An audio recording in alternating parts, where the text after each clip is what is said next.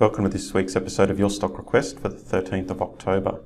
Hi, I'm Michael Gable, Managing Director at Fairmont Equities. Your Stock Request is the weekly video where I take your requests and analyse the share price charts. So this week we have Boss Energy, Fortescue, QBE, A2 Milk and Aura Energy. So if you have a request, please send it through. Make sure you've signed up to the free newsletter, but my share tips actually come out every Tuesday in the Dynamic Investor Report. So make sure you're getting that report. But if you do enjoy these free videos, please share them on social media or even leave us a review. And if you're watching on YouTube, you can subscribe to the channel. Our main business is in portfolio management. So if you would like to have a broking account with me and have me guide you with the buying and selling, then please let me know and I'll explain how it all works. And all the advice here is general only. So we've got a daily chart here of Boss Energy.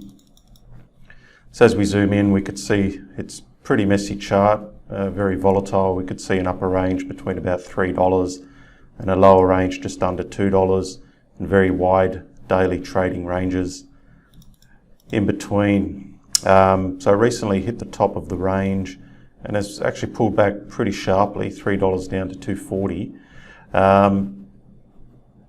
And at the moment, I think the risk is still to the downside. So we've got sort of a sharp pullback, sharp bounce, and it's starting to pull back again. I just don't see anything here that suggests a buy signal is imminent. It's just too messy a chart. Okay, Fortescue. So if we look back over the last year, obviously we had that big drop last year, that tight range, which was a fantastic buying opportunity, big rally, and it has been pretty messy since then. So we've got, if we look back since the start of the year, we've basically got a big sideways range up and down with obviously a slight sort of downwards bias, but still above those lows from last year. So to cover the distance between $14 and about $23, we could see it only took, say, about 3-4 months.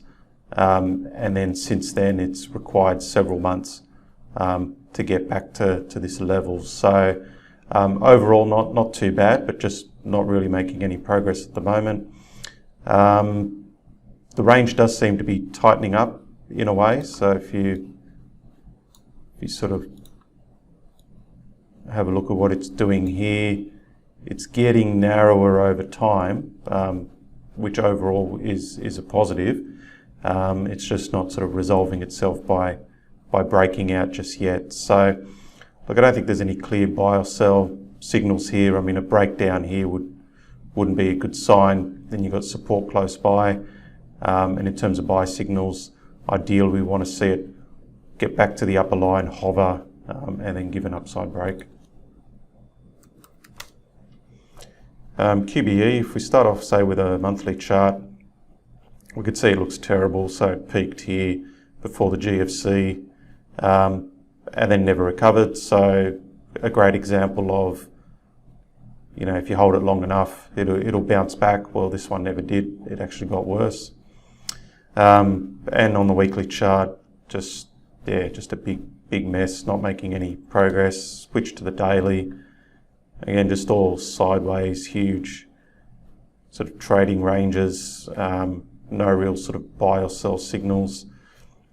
So you can't really trade this. I mean, at best, you let it, potentially resolve by breaking. If it can break to the upside here, then